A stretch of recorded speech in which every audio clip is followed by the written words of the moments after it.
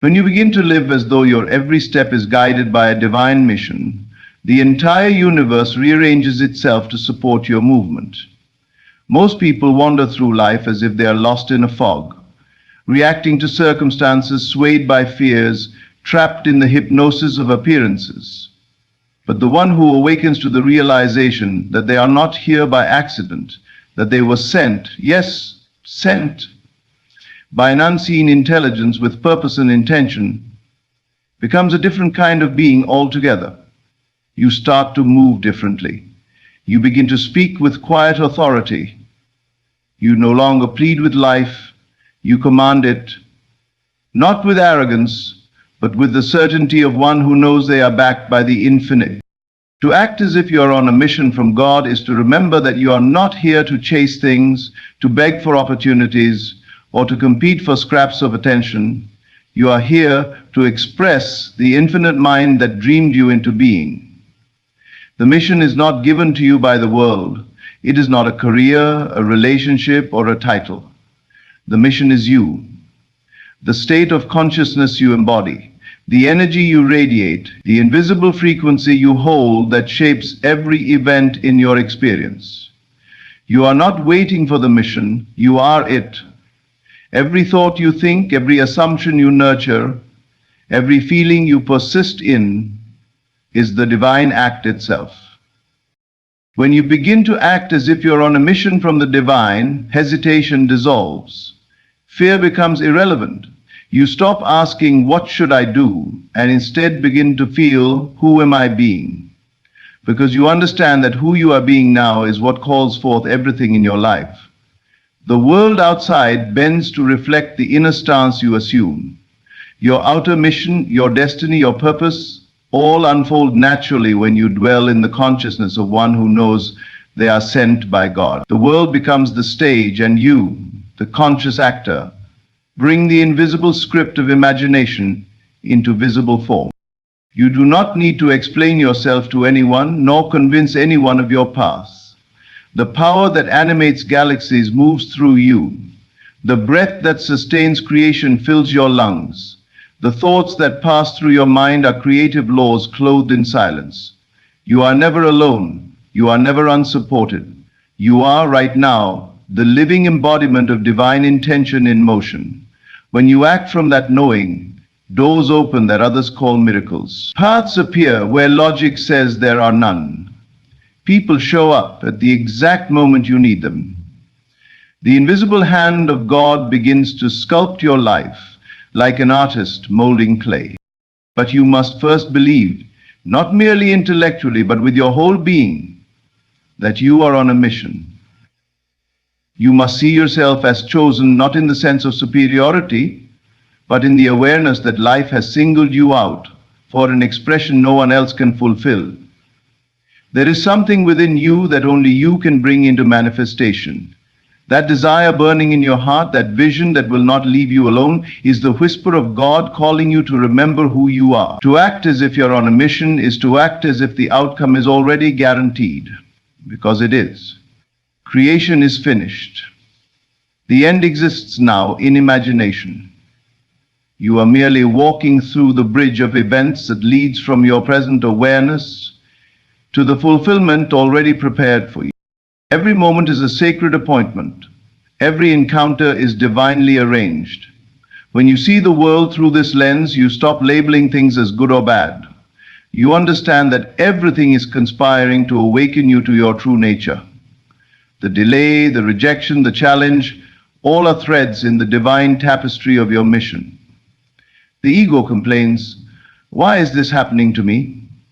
The awakened soul whispers, this too is part of my calling. Everything happens outside the law of your consciousness. Every event, every person, every coincidence is the echo of your inner state returning to you for recognition. To live this way is to dwell in profound faith. Not faith in something external, but faith in your own divine imagination. The moment you assume that you are divinely guided, the universe begins to obey that assumption. Circumstances that once seemed impossible now rearrange effortlessly. The right words flow from your mouth when you speak. The right people feel drawn to your presence. The energy you radiate becomes magnetic because you are no longer acting from fear or need. You are acting from assignment. You are moving with divine confidence, not because of what you see, but because of what you know to be true within. This is not arrogance, it is alignment. It is the sacred recognition that you and the source of all creation are one. The mission from God is not something handed down to you like a job description. It is the awakening to your divine identity. The moment you accept that you are sent, you begin to live with an unshakable sense of direction. The world might not understand you.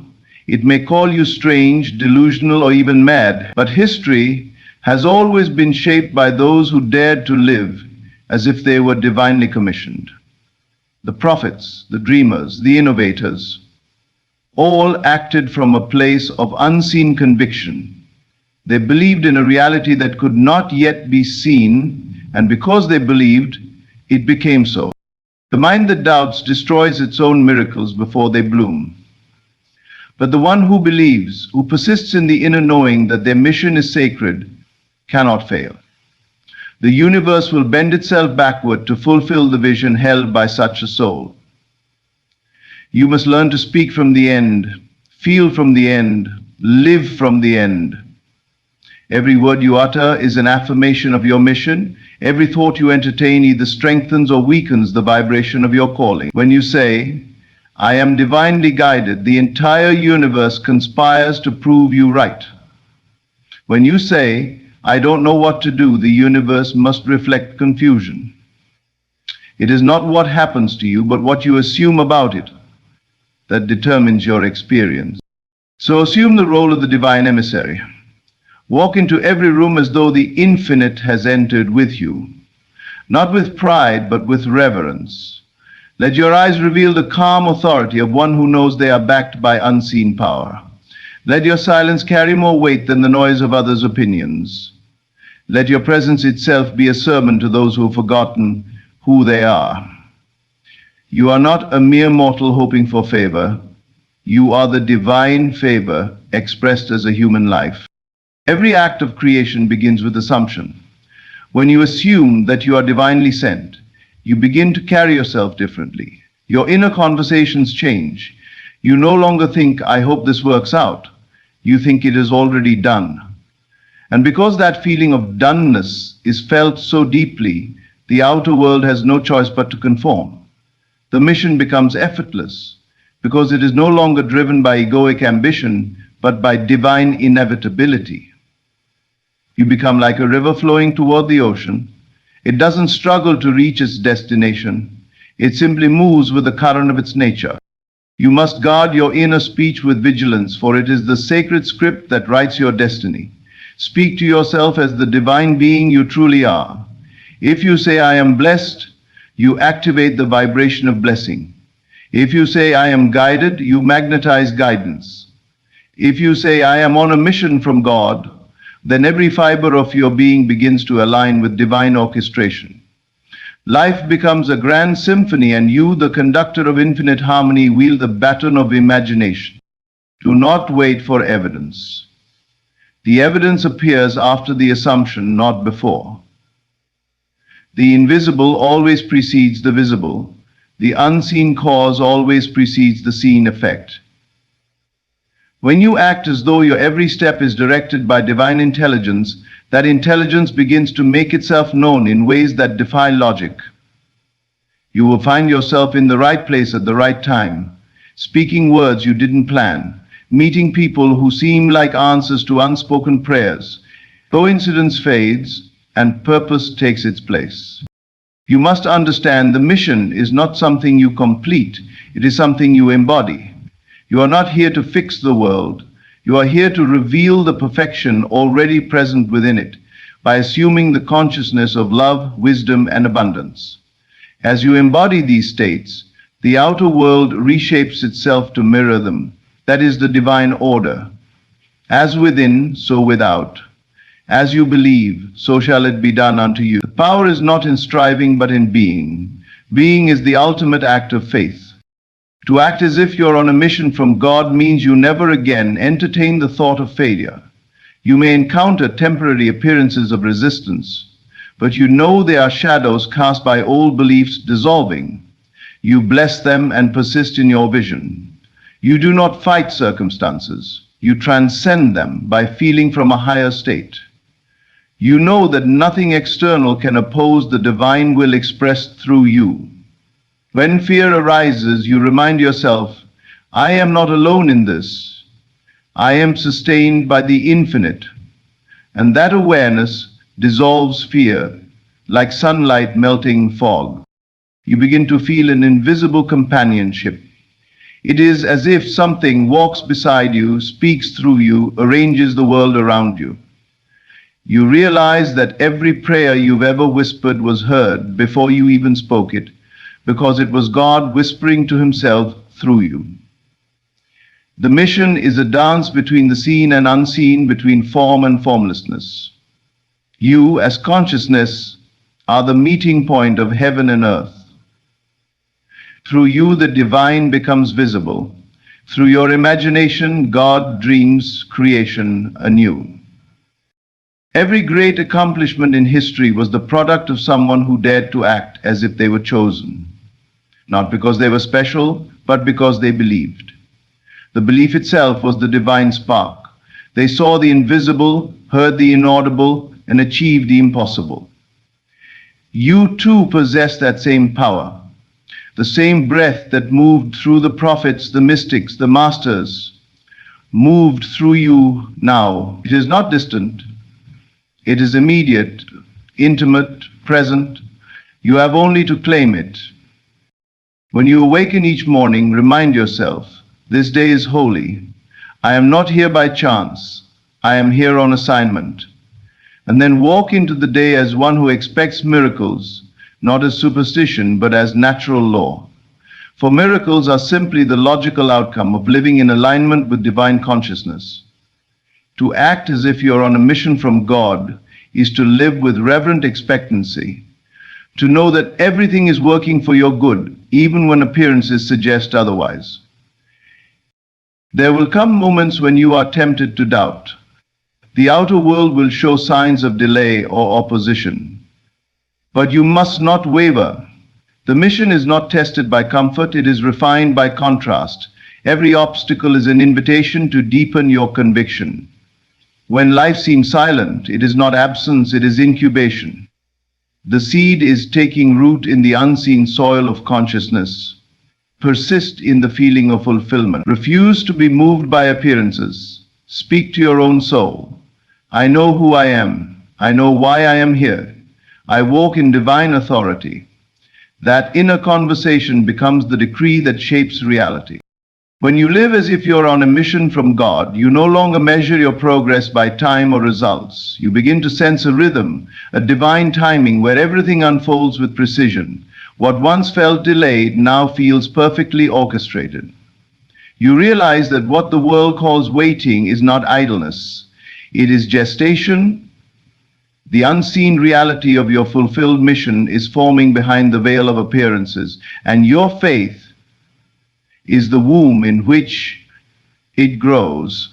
When you hold to the end in your mind, when you assume the tone of the accomplished fact, life becomes a sacred unfolding rather than a frantic chase.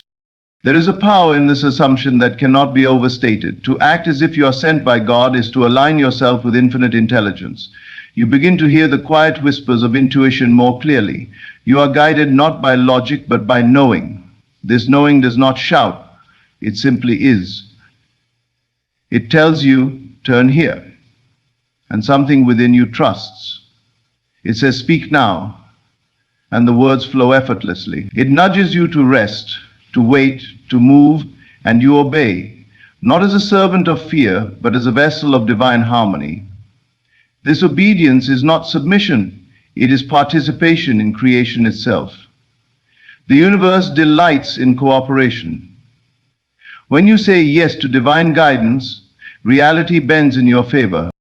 You start to notice that every person you meet mirrors a part of your consciousness. Some reflect your faith, others your doubt, but all serve the purpose of awakening. You realize that you never meet anyone by accident. Each encounter is an exchange of energy, a divine appointment to remind you of who you are. The one who criticizes you reveals where you still seek validation. The one who praises you reflects the part of you that has learned self-love. The one who challenges you offers you the chance to stand firm in your knowing. In this awareness, you stop reacting and start creating. You bless every encounter, for you see God in every face, including your own. You begin to feel your life as a vibration, a frequency that broadcasts into the infinite field of creation. When you dwell in the feeling of being on divine mission, your vibration becomes pure, unwavering, radiant. That frequency calls forth experiences, people, and opportunities that match it precisely. You are never attracting through effort, you are attracting through embodiment. Like a tuning fork, you resonate only with what you are. And so the most powerful way to fulfill your mission is not to strive harder, but to feel deeper. Feel the end. Feel the glory of the fulfilled desire. Feel the peace of knowing it is done. That feeling is prayer, and prayer is the language of creation. In this divine awareness, you begin to see the difference between action that is inspired and action that is forced. Forced action is born of fear and separation. It struggles, worries, doubts. Inspired action flows like breath. It feels inevitable, graceful, effortless. When you act from inspiration, you are not trying to make something happen. You are allowing what already exists in imagination to crystallize in form. There is no strain, only alignment. You are moved by an unseen current that carries you exactly where you need to be. And the more you trust that current, the faster your world transforms. People will sense something different about you. They may not know what it is, but they will feel your energy. You will not need to advertise your power. It will announce itself in silence. Doors that were once closed will open without you knocking. Opportunities will arise seemingly out of nowhere. This is not coincidence. It is correspondence. The outer world must match the inner state. The invisible cause must express its visible effect. You will realize that life is not happening to you, it is happening through you. When you truly understand this, you stop begging the world for permission to shine. You stop seeking validation from others. You stop explaining yourself to those who cannot see what you see. Your mission does not require their approval. It requires your faith. You do not need anyone to understand you when you understand yourself. You walk with the quiet power of one who knows that divine intelligence cannot fail. Every breath becomes a declaration. I am sent. I am guided. I am chosen for this.